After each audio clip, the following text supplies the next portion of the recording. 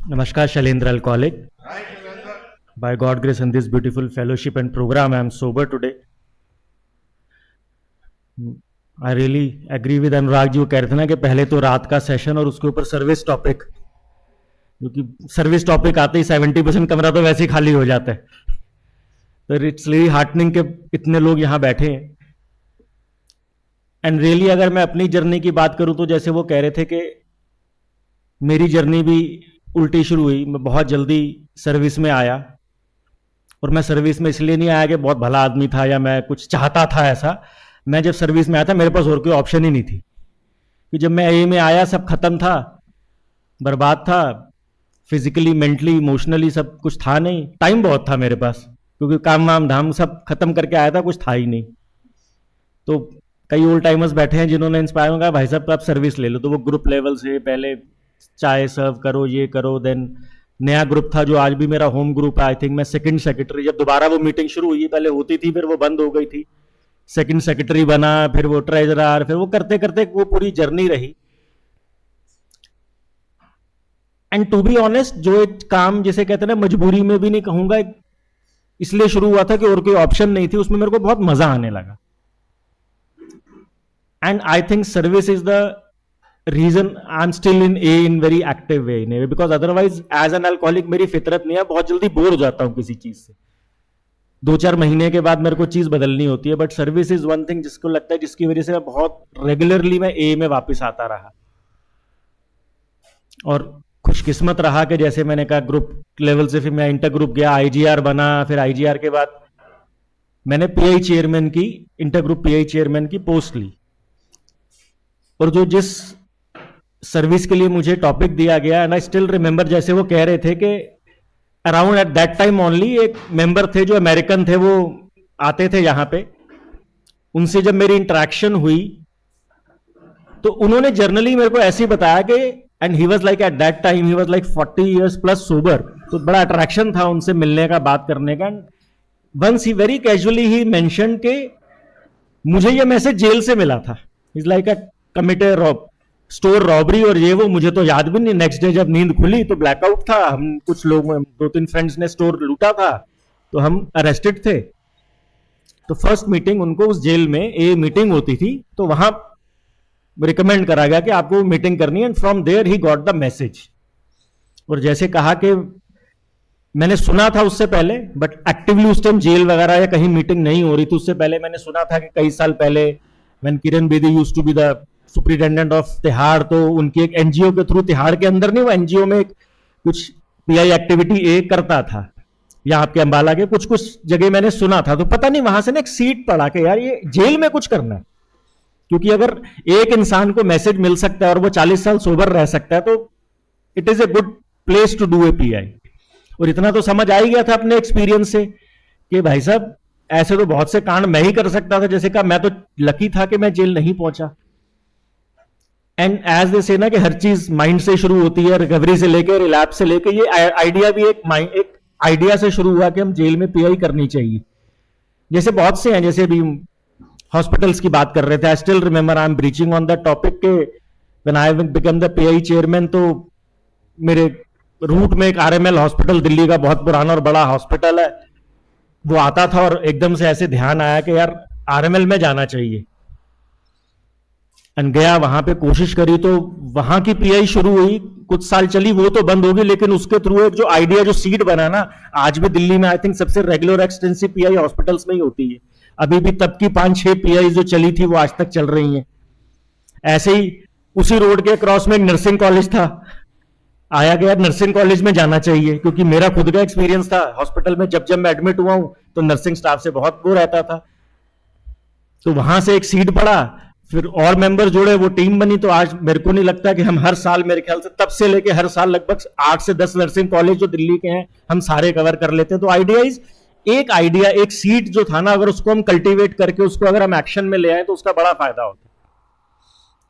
But मेरे को ये नहीं पता था कि वहां तक पहुंचेंगे कैसे, because you know Tihar is a big name, इतना कुछ, इतना बड़ा सेटअप है, कुछ है, और वहां तक पहुंचने के लिए बड़ा जरूरी होता है. एंड आई स्टिल रिमेंबर हम किसी और एक्टिविटी के लिए, किसी और चीज के लिए हम दिल्ली सेक्रेटेरिएट में थे. हम पीआई कमेटी के कुछ मेंबर्स और हम एक ऑफिशियल था दिल्ली गवर्नमेंट का, उनसे बात कर रहे थे। बातों बातों में उसने ऐसी मेंशन करा कि कल हमारी तिहाड़ में मीटिंग है। एंड आई आस्क्ड हिम कि भाई साहब क्या आप हमारी बात करा सकते हैं वहां पे किसी से? एंड इज लाइक कि हाँ मैं बोल दूंगा, कल हमने जाना है तो मैं आपको बता दूंगा, मैं आपको रेफरेंस दे दूंगा, आप जाके मिलना उनसे। और वहां से वो एक एक्टिविटी शुरू हुआ, उन्होंने हमें एक नाम दिया, मैं उससे जाके मिला करा। And it was a very extensive process कि तो वो मेरे को उसने वो सिखाया कि पेशेंट कितना रहना है, कि क्योंकि हर बार वो शॉर्ट नोटिस पे अब ये पेपर लेके आओ, अब एप्लीकेशन डाल दो, क्योंकि उनके अलग अलग department, that being a very big, वो अब तक मुझको वो सब टर्म्स याद है। उनका एक पीएचक्यू होता था जो प्रिजन हेडक्वार्टर्स बोलते थे, उसके अंदर एक एनजीओ का अलग से ऑफिस था और उनकी पूरी लंबी लिस्ट थी कि भाई साहब आपको ऐसे करना है, ऐसे करना है, ऐसे करना है। इट टुक मंथ्स, इतने चक्कर लगे, इतना कुछ लगा। कुछ और मेंबर्स ने भी मेरा साथ दिया। And I still remember finally that day came. मैं बिल्कुल किसी होप से नहीं गया था, क्योंकि पहले भी बहुत बार वो बुला चुके थे, फिर कोई ना कोई ऑब्जेक्शन लग जाती थी।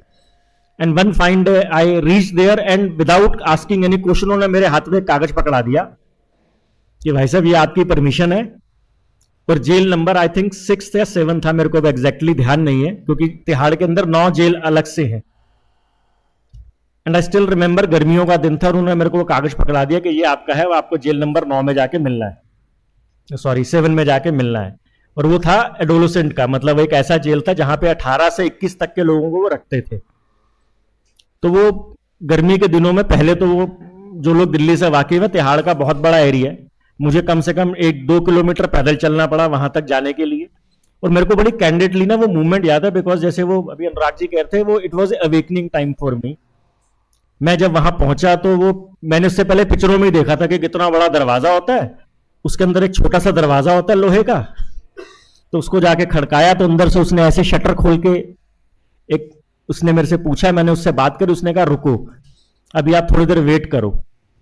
एंड थोड़ी देर बाद एक वैन आती है, उसकी वेट कर रहे थे, कह रहे आप थोड़ी देर रुको। एक वैन आई, वो अंदर वैन गई, पूरा बड़ा गेट खुला, तो उसके बाद उन्होंने मेरे को कहा अब आप अंदर आ जाओ। And the moment I step in, तो वो जो वैन थी वो कोर्ट की पेशी से आई थी और वो बड़े सारे लोग नीचे बैठे हुए थे, उस वैन से उतार के उन्होंने सबको नीचे बैठाया हुआ था। एंड वो जो गार्ड था वहां पे जो खड़ा हुआ था, उसने मुझे बोला सर आप इस चेयर पे बैठ जाओ। और वो इतने लोग जमीन पे बैठे हैं और मेरे को एक चेयर दे दी गई साइड पे, मेरे को वहां बिठा दिया गया। एंड बिलीव यू मी, मेरे को लिटरली मैं इतना ओवरवेल्म्ड हुआ वहां खड़े होकर, क्योंकि मुझे अपने अंदर पता था कि ऐसे मैंने अपनी लाइफ में दारू पीते हुए इतने काम करे थे ना कि मैं वहां नीचे बैठा होता। बहुत काम करे थे मैंने ऐसे। ये ऊपर वाले की ग्रेस थी कि मैं वो नीचे नहीं, उनके सामने उस कुर्सी पे बैठा हुआ था। एंड वहां से वो जो एक जर्नी शुरू हुई, पहले उन्होंने हमें उस जेल की परमिशन दी, हम कई बार उस जेल में गए, बहुत से मेंबर्स हम गए। वो उसका पहले तो वो जाने का बड़ा एक्सटेंसिव एक प्रोसेस था, पास बनता था, ये था वो था। फिर जब उनको थोड़ा हमारे पे कॉन्फिडेंस आया तो उन्होंने वहां का जो उनका एक रिहेबिलिटेशन सेंटर था उसकी परमिशन दी उन्होंने हमें। And for the first time I realised, मेरे को भी नहीं पता था कि उस तिहाड़ जेल के अंदर they run one of the biggest rehabilitation centre of India. उसमें लगभग 70 बेड्स का तो एक पूरा वो रिहेबिलिटेशन एक सेंटर चलाते हैं उसमें, और उसमें प्रॉपर साइकियाट्रिस्ट साइकोलॉजिस्ट की पूरी टीम है। वहां उन्होंने हमें परमिशन दी कि आप रेगुलरली आके यहां पे कर सकते हो। तो अब हमारे पास एक जेल की परमिशन थी, एक उसकी परमिशन थी। तो वहां पे बड़ा एक जो आना जाना होता था वो बड़ा हम्बलिंग था, क्योंकि वहां पे ना दोनों तरह के एक्सपीरियंस हुए। अलग अलग जेल में जाने के लिए हर एक जेल का एक सुपरिटेंडेंट होता था, आपको पहले आपके पास एक परमिशन तो है बट उसको भी जाके कन्विंस करना पड़ता था। तो कुछ लोग तो बहुत पॉजिटिव मिले।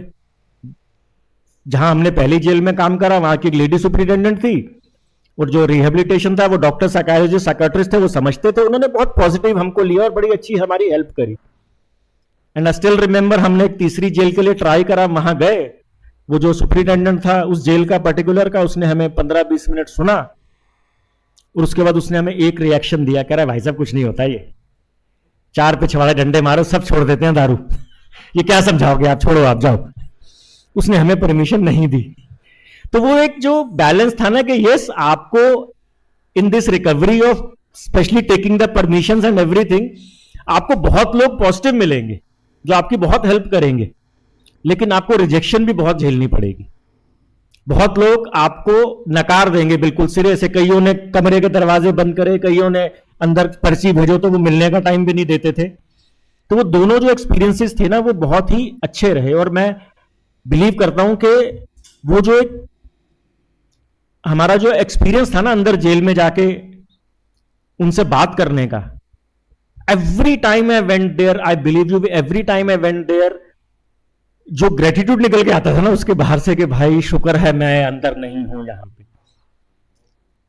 क्योंकि कितने और कुछ नहीं तो मैंने अपनी ड्रिंकिंग ना गाड़ी में बहुत करी है, तो साला मैं कभी 2-4 को उड़ा ही देता तो भी मैं 10 साल के लिए अंदर होता। तो ये जो चीज मुझे सीखने को मिली कि भाई this is the pay back, this is the thing कि आपको वापस देने का अगर इच्छा हो तो जरिया ऊपर वाला बनाता है। बिलीव यू मी, वो तिहाड़ तक पहुंचने में मेरी सिर्फ एक इच्छा थी, रास्ता ऊपर वाले ने बनाया, एक एक आदमी को उसने मिलवाया मेरे से, और जो कहते ना एक रिस्पेक्ट मिली अंदर जाके। मतलब मेरे को कई बार लगता था ये सुपरिटेंडेंट पीछे 2 झंडे लगे होते थे उसके ना, टॉप आईपीएस ऑफिसर, और वो हमसे जी करके बात करता है। तो it was a very humbling experience. But हाँ ये चीज जरूर लिखी, और कोई भाई जो भी पीआई में एक्टिव है, कि मैंने ये देखा कि ये परमिशन एंड स्पेशली गवर्नमेंट और डिपार्टमेंट से डील करना बहुत पेशेंस सिखाता है आपको, ये बहुत रिजेक्शन लेना सिखाता है, जो ये एक्सपीरियंसेस आगे जाके बहुत काम आते हैं लाइफ में, स्पेशली मेरी प्रोफेशनल लाइफ में बहुत काम आए मुझे। हर एक को जी करके बात करना। मैं अपने बिजनेस में बहुत तरक्की करा इस चक्कर में, क्योंकि मैं सर करना सीख गया। पहले मैं 2 मिनट में चौड़ा हो जाता था, किसी को भी गाली दे देता था। तो ये जो एक्सपीरियंस जब मैं अपनी लाइफ में लेके आया, सिर्फ ए ने सिखाए मेरे को। एंड ये जो पेशेंस रखना, बार बार ट्राई करते रहना, ये करते रहना, और ए से जुड़े रहना, सर्विस से बेटर कोई तरीका नहीं है कि मैं ए में एक्टिव रहता हूं, जुड़ा रहता हूं। ये सब आप मतलब it's like I am telling you people, जिनमें से ज्यादातर वो लोग यहां बैठे जिन्होंने मुझे सिखाया या मेरे को इंस्पायर किया। तो I am really thankful and humbled कि ये एक्सपीरियंस मुझे शेयर करने का मौका मिला। And truly wish and pray यार मैं ये रास्ता ना छोड़ूं, क्योंकि अगर मैं छोड़ूंगा तो मैं और तो किसी का पता नहीं, मैं जरूर मुश्किल में आऊंगा। Thank you friends, thank you.